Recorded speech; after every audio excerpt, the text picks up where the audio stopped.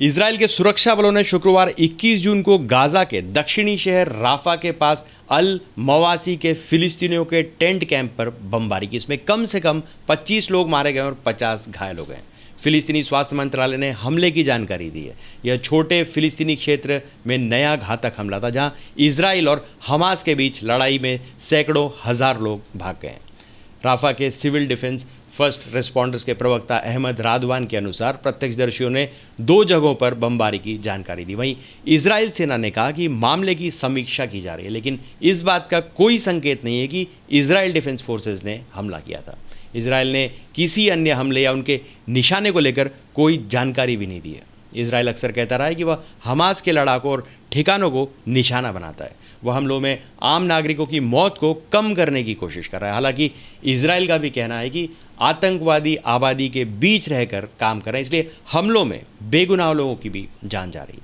21 जून की घटना एक महीने के भीतर गाजा में इजराइल का यह दूसरा बड़ा हमला है। इससे पहले रविवार 26 मई को इजराइल ने राफा के रेफ्यूजी कैंप पर हवाई हमले किए थे। इसमें 45 लोगों की मौत हो गई थी और 200 से ज़्यादा लोग घायल हो गए थे। मरने वालों में ज़्यादातर बच्चे और महिलाएं थीं। CNN की खबर के मुताबिक गाजा के अधिकारियों और फिलिस्तीन रेड क्रिसेंट सोसाइटी ने कहा हमला रेफ्यूजी कैंप पर हुआ। अधिकारियों ने बताया कि इजरायली कब्जे वाले इन क्षेत्रों को सेना ने सेफ जोन घोषित किया था, लेकिन जब विस्थापितों को यहां पर रखा गया तो हमला किया गया।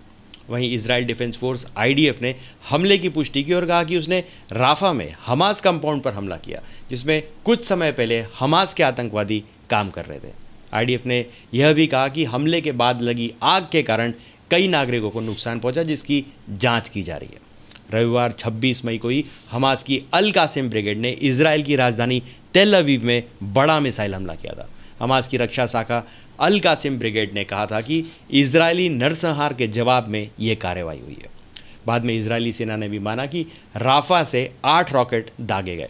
रॉयटर्स के मुताबिक इसे जनवरी के बाद से इजराइल पर हमास का पहला सबसे बड़ा हमला माना जा रहा है।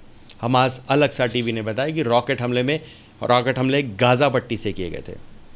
रिपोर्ट के मुताबिक इजरायली सेना ने संभावित हमलों की चेतावनी देते हुए कई शहरों में सायरन भी बजाया था। इजराइल और हमास के बीच 7 अक्टूबर 2023 से जंग जारी है। ये वही दिन था जब हमास के आतंकियों ने इजराइल में घुसकर हमले किए थे और इसमें 1200 इजरायली नागरिक मारे गए थे। 235 लोगों को किडनैप किया गया था और इजराइल के ज़मीनी हमलों और बमबारी में गाजा में अब तक 37,000 लोग से अधिक मारे गए हैं।